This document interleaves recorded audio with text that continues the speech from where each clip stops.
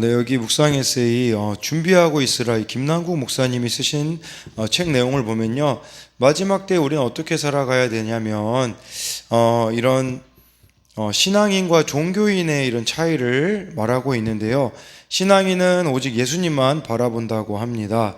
그래서 목회자들에게 이 김남국 목사님은 종교 지도자가 되지 말고 신앙 지도자가 되라고 가르치는데, 이 종교 지도자는 종교적인 것을 가르치고 신앙 지도자는 십자가에 못 박히신 예수 그리스도를 가르친다는 겁니다. 이 말의 차이는, 종교 지도자들은 성경을 읽고 윤리, 도덕, 세상을 이야기하지만 설교 강단에 피 묻은 십자가의 예수님이 주인공이 되어야 한다라는 것이죠. 이 신앙인은 예수님 앞에 살아가는데, 종교인은 교회 인맥, 종교적 습관을 따라 살고 문제가 터지면 교회를 떠나 종교 생활마저 나태해집니다. 근데 신앙인은 잠시 교회를 떠날 수 있다 해도 예수님을 떠나지는 않는다는 겁니다. 차원이 다른데, 진짜 예수님을 바라보는 자들, 믿음을 가진 자들은 끝까지 버티고 기도하며 주님을 바라보는데, 이 마지막 때를 살아가는 신앙인의 모습은 바로 지키는 믿음이라는 것을 이렇게 말해주고 있고요. A.W. 토저가 한 말은요, 기독교가 종교에 머무르지 않고 살아있는 영적 능력이 되게 하는 것은 하나님의 역사다라고 이렇게 말해주고 있습니다. 오늘은 고린도전서 2장 1절부터 9절까지 말씀이 되겠는데요. 먼저 1절을 보니까요, 형제들아, 내가 너희에게 나아가 하나님의 증거를 전할 때에 말과 지혜의 아름다운 것으로 아니하였나니 라고 이렇게 말씀해 주고 있습니다. 바울이 하나님의 증거를 전할 때, 이것은 하나님의 증거는 하나님께로부터 받은 그 증거, 복음이 되겠죠. 근데 이 복음을 증거할 때 바울이 말과 지혜의 아름다운 것으로 하지 않았다고 합니다. 이 말 또는 지혜의 우월함으로 하지 않았다라고도 해석할 수 있거든요. 그러니까 이 복음 전할 때 막 수사학, 세련된 말솜씨, 고상한 막 철학적 지혜, 이런 거 안 했다라는 거예요. 근데 바울이 고린도 지역에서 복음을 전거할 때는 이런 거를 하지 않았다라고 말하는 것은 그 전에 시행착오를 겪었거든요. 이 고린도 전에 바울이 어디에 있었냐면 아테네에서 복음을 증거할 때는 정말 이렇게 지혜도 동원해보고 정말 그런 것들을 했는데 철저하게 실패했거든요. 그 실패 경험을 통하여서 바울은 이런 식으로 복음을 증거하는 게 아니구나 라는 걸 깨닫게 된 것이죠. 그래서 바울이 이제는 말과 지혜와 이런 것들을 의지하지 않기로 결단하였음을, 십자가만 전하기로 결심하였음을 이렇게 나타내고 있는 것이겠죠. 그래서 바울은 단순히 예수님과 십자가만을 전했는데, 그게 바로 2절에 나옵니다. 내가 너희 중에서 예수 그리스도와 그가 십자가에 못 박히신 것 외에는 아무것도 알지 아니하기로 작정하였음이라 라고 해가지고요, 예수님과 그 십자가 외에는 아무것도 알지 않기로 이렇게 작정하였다라고 말씀해주고 있습니다.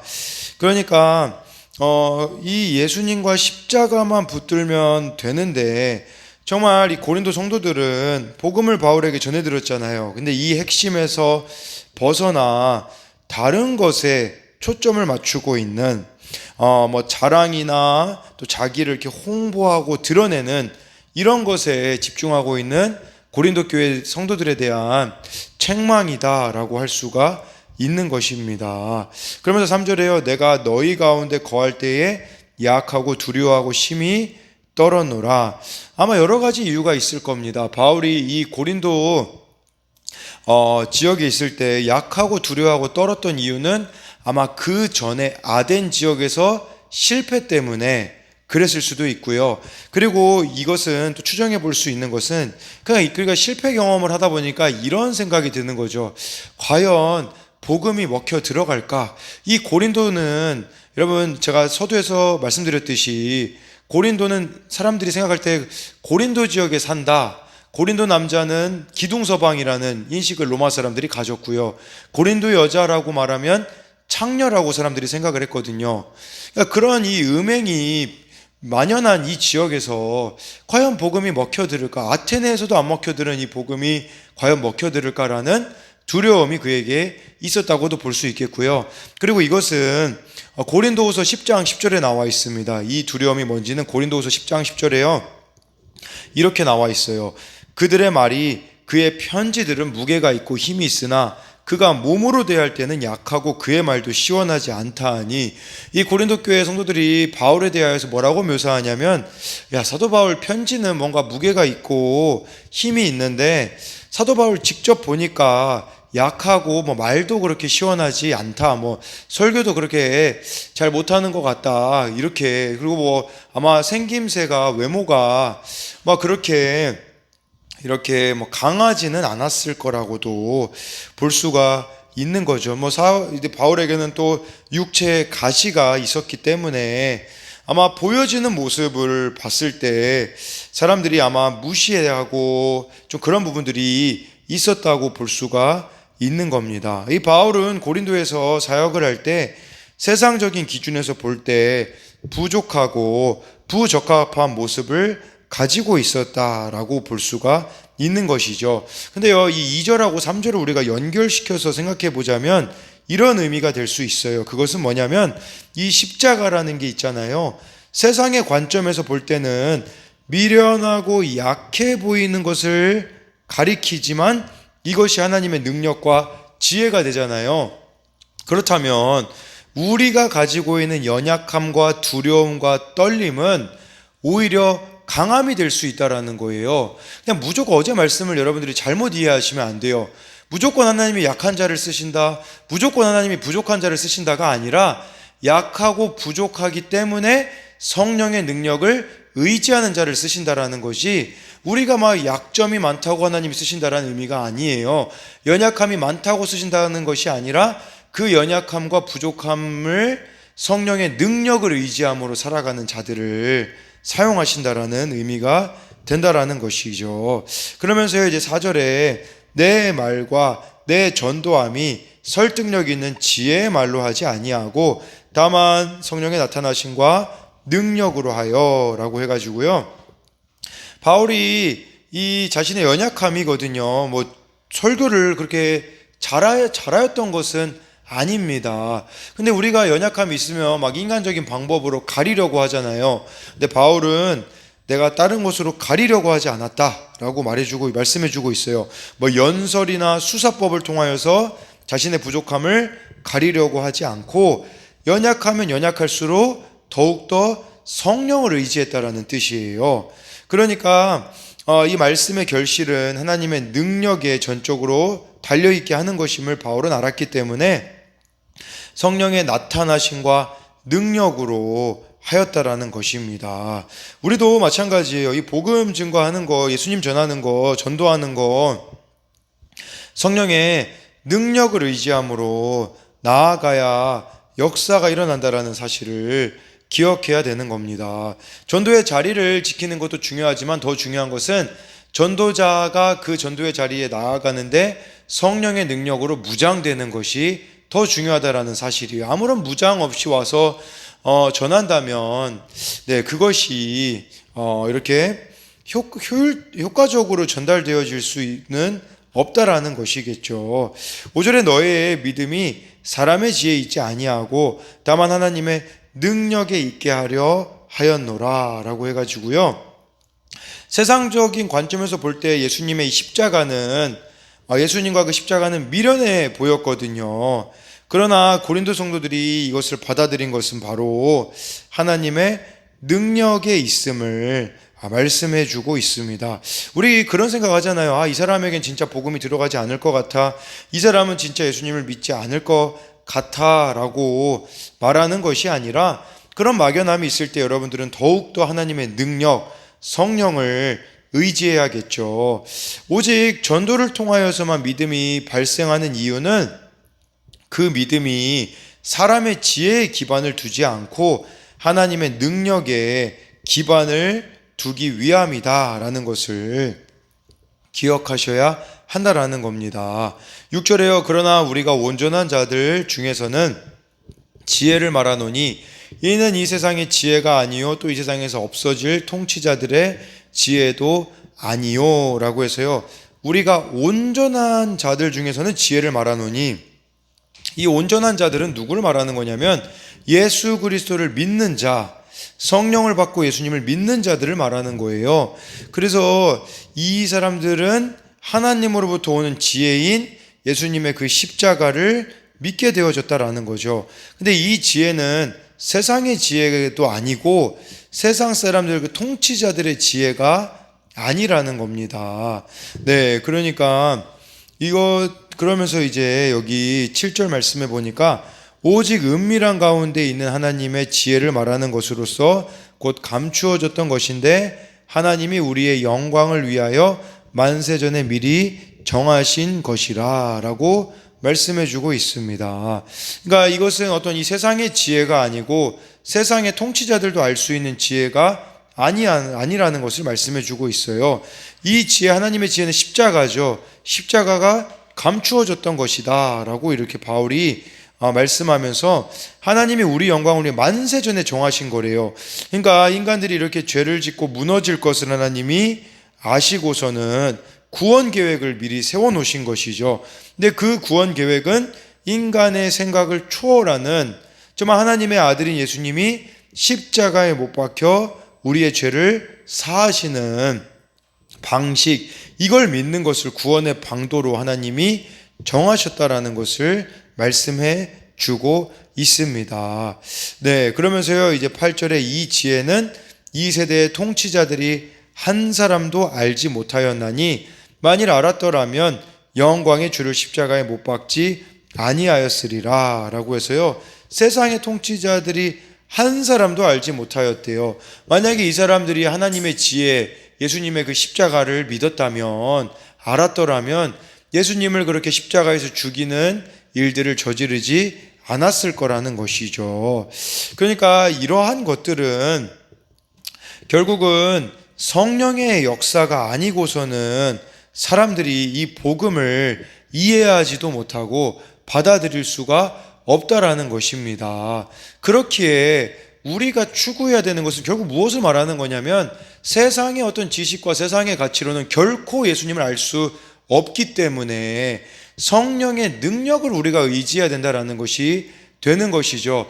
그런데 우리들에게 이 성령의 능력이 나타나지 못하는 이유가 있다면 무엇 때문이겠습니까? 그것은 내가 이 세상의 가치, 이 세상의 방식을 따르고 있기 때문이라는 거예요. 그러니까 우리가 거룩함이 결국은 성령의 능력이 나타나심이라고 볼 수 있는데, 이 거룩함은 세상과는 다른 길을 걸어가야 되는데 많은 그리스도인들이 세상 방식으로 살아가면서 성령의 능력이 나타나기를 구하는데 나타날 수가 없다라는 것이죠. 그리고 이 영혼 구원도 마찬가지라고 볼 수 있지 않겠습니까? 우리가 정말 이 십자가만 붙들어야 되는데 너무 곁가지 같이 다른 것들을 붙들고 있는 것이 많기 때문에 이 십자가가 매력을 잃어버리고 능력을 잃어버리는 시대를 우리가 살아가고 있지 않느냐라는 것이겠죠.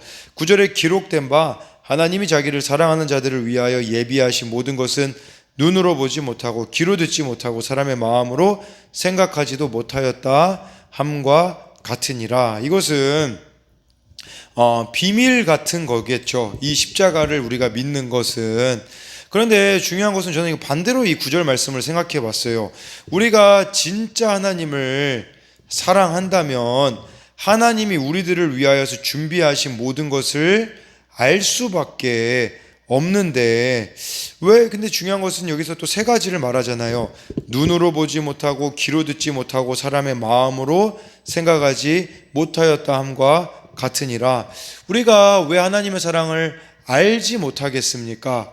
그 이유는 물론 이 9절 말씀의 의미는 이것은 비밀이다, 이제 하나님이 숨겨놓으신 것과 같은 비밀이기 때문에 사람들이 깨닫지 못하였다라는 의미도 되겠지만, 저는 이 9절 말씀을 정말 지난 금요일날 이사야 6장 말씀을 설교했던 내용이 그거였거든요. 사람들이 정말 이렇게 하나님의 뜻을 깨닫지 못하는 것은 눈과 귀와 마음이 닫혀버렸기 때문이다 라고 이렇게 말씀드렸던 부분이 있는데, 우리가 이 하나님의 사랑 가운데 나아가지 못하는 것은 이 세 가지 점검만 이루어보면 알 수 있어요. 내가 뭘 보고 있는지, 뭘 듣고 있는지, 마음에 무엇을 품고 있는지, 이것으로부터 변화가 우리들 가운데 일어나야 된다라는 거예요. 하나님을 사랑한다고 말하면서 눈으로 세상 것들만, 또 미디어만 우리가 이렇게 볼 수 있는 거고, 귀로 듣는 것도 정말 주님의 음성을 들어야 되는데 어떤 다른 것만 우리가 귀 기울여 듣고 있지는 않는지, 또 마음의 중심이 어디로 향하고 있는지에 대한 점검이 있어야 된다라는 것이죠. 결국 그러한 것들이 성령 충만을 방해하는 것들이거든요. 성령의 나타나심을 방해하는 그것들을 우리가 하나하나 없애가는 것, 이게 바로 6절에서 말하고 있는 온전한 자들이라는 거예요. 이 온전한 자들은 바울이 빌립보서에서 표대를 향하여 나아가는 것을 말하거든요. 그 표대는 누구냐면 예수 그리스도예요. 늘 예수 그리스도라는 이 표대, 목적을 향하여 나아가는 자들을 말하는 것이겠죠. 그래서 오늘 이 말씀은 참된 구원의 역사는 한 성령께서 한 영혼의 심령의 죄에 대한 각성과 회개의 마음을 주실 때 일어나는 이런 것이 이거죠. 이것은 일어나는 영적인 것이지 인간의 노력이나 능력의 결과로서 일어날 수 있는 것이 아니라는 겁니다. 한 가지만 더 말씀드리고 마치자면, 최병락 목사님이 쓴 어둠 속에 부르는 노래에 보면요, 바울이 나중에 감옥에 갇히잖아요. 근데 그의 사역도 끝났다고 생각하지만 바울은 그것이 끝났다고 해석하지 않았어요. 그러면서 빌립보서 1장 13절에 이렇게 바울이 고백해요. 이러므로 나의 매임이 그리스도 안에서 모든 시위대 안과 그 밖의 모든 사람에게 나타났으니, 그러니까 바울이 감옥에 갇히게 되어서 오히려 시위대 감옥에서 일하는 사람들과 감옥에 갇힌 모든 사람들에게 예수님을 알리는 기회가 되었다고 말합니다. 참 저는 이게 성령의 사람이 아닌가. 상황과 환경과 상관없이 그 자리에서 하나님의 인도하심을 신뢰하는 것이죠. 로마를 온종일 뛰어다녀도 만날 수 없는 사람들을 바울은 감옥에서 만난 것이죠. 그러니까 우리 생각에는 연약해지는 그 순간이 오히려 하나님이 일하실 수 있는 가능성이라는 거예요. 함께 복음을 전했던 동역자 사이에도 두 파가 생겼거든요. 한 파는 바울을 시기했던 사람들로, 바울이 감옥에 있는 동안 자신들의 이름을 알리기 위해 열심히 복음을 전했던 사람들이 있어요. 또 다른 부류는요, 감옥에 있는 바울을 대신하여 복음을 전하는데 열심을 내는 착한 순수한 마음파가 있었거든요. 이 두 파가 경쟁하듯 복음을 전하니 가속도가부터 로마 전역에 빠르게 복음이 전해지게 되었다라는 거예요. 바울이 감옥에 들어왔을 때는 아마 어느 정도 좌절했을 거예요. 하나님, 걸어다녀도 뛰어다녀도 부족한데 이렇게 손발을 묶어두시면 어떻게 복음을 전합니까? 라고 생각할지 모르나 바울이 혼자 전하는 것하고는 비교도 안 될 정도로 빨리 복음이 확산되는 것을 보며 탄성이 나왔을 거라는 거죠. 내가 당한 일이 도리어 복음의 진보를 이루었구나. 나에게는 곡선처럼 보이는 일이 하나님께는 직선이었구나. 저는 이 표현이 참 좋더라고요. 나에게는 곡선, 돌아가는 일처럼 보였지만 하나님께는 이 일이 직선이었구나, 지름길이었구나. 우리가 이걸 좀 신뢰했으면 좋겠어요. 우리들 가운데도 때로는 이해할 수 없는 상황과 환경이 주어질 때가 있는 거죠. 바울도 마찬가지지 아니겠습니까? 내가 두렵고 떨림으로 너희 앞에 서 있었다라고 하지만 오히려 그것이 성령을 더 의지하는 계기가 되었던 것처럼, 우리도 우리가 원치 않는 그런 일들이 일어날 때 그 가운데 성령의 능력을 의지한다면 오히려 하나님이 역사하실 수 있는 기회가 된다라는 사실을 여러분들이 신뢰했으면 좋겠습니다.